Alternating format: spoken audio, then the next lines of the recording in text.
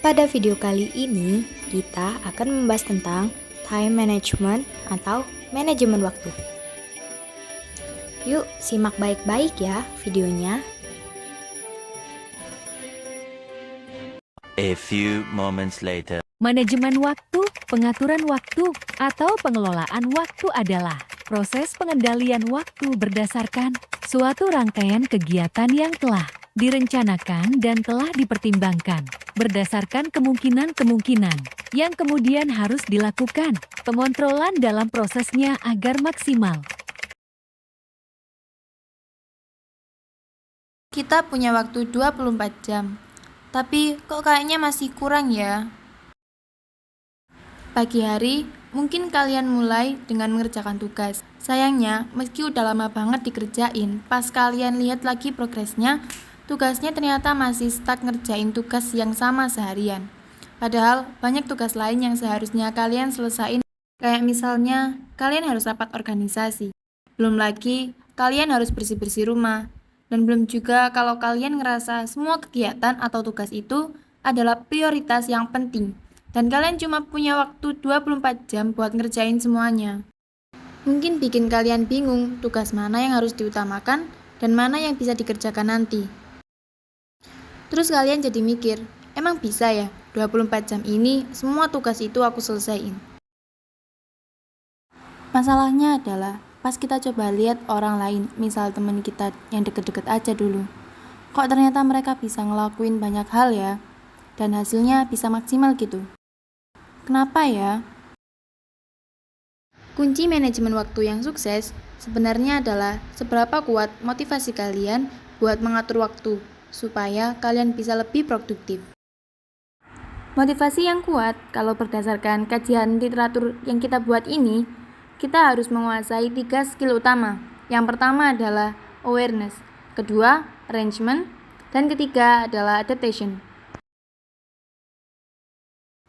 Di video ini, kita mau ngebahas salah satu skill yang cukup penting dalam manajemen waktu, yaitu gimana caranya supaya kalian bisa menyusun jadwal kalian dengan baik setiap harinya.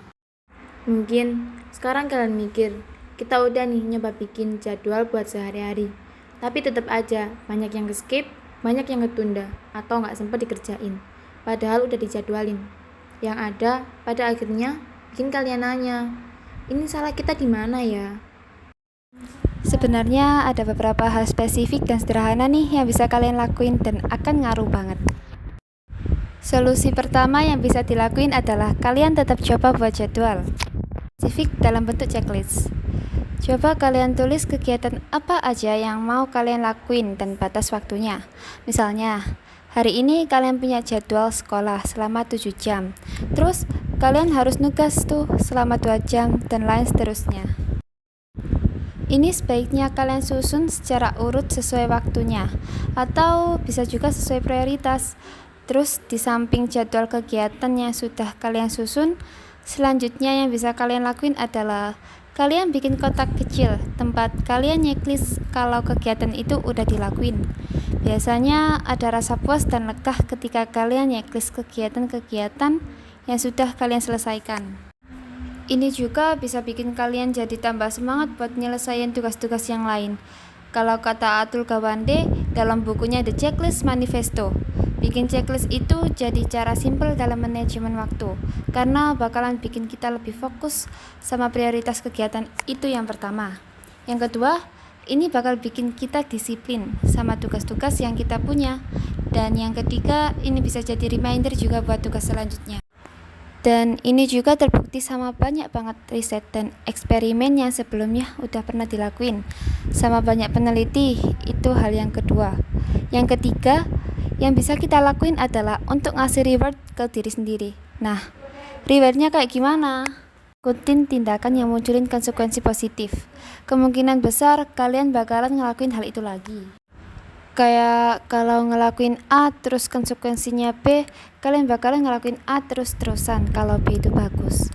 Intinya secara enggak langsung kalian termotivasi nih buat ngelewatin sesuatu karena kalian tahu habis itu kalian bakalan dapat rewardnya. Makanya setelah semua kegiatan selesai sesuai dengan batas waktunya, kalian bisa pakai sisa waktu yang ada buat istirahat atau buat hiburan gitu. Misalnya, di hari itu berhasil nyelesain tugas sekolah, habis nyapu, ngepel, dan kalian habis meeting organisasi sampai sore sesuai dengan batas waktu yang sudah kalian bikin. Nah, pas malam kalian bisa santai aja dulu gitu, nonton serial kesukaan kalian, kalian hangout bareng temen, kalian tidur lebih cepat untuk kasih reward buat diri kalian. Bikin rencana kegiatan itu memang susah-susah gampang ya. Kalian mungkin masih bingung gimana ngatur mana kegiatan yang urgent, mana yang prioritas. Hal yang tadi kita bilang sebenarnya baru 3 hal sederhana doang, padahal sebenarnya banyak nih hal lain yang bisa kamu pelajari dari gimana caranya memanage waktu dengan baik. Nah, supaya perencanaan yang lagi kalian bikin ini bisa makin efektif, kita nyaranin kalian buat konsultasi ke para ahli yang menekuni bidang tersebut, seperti psikolog dan lain sebagainya. One eternity later.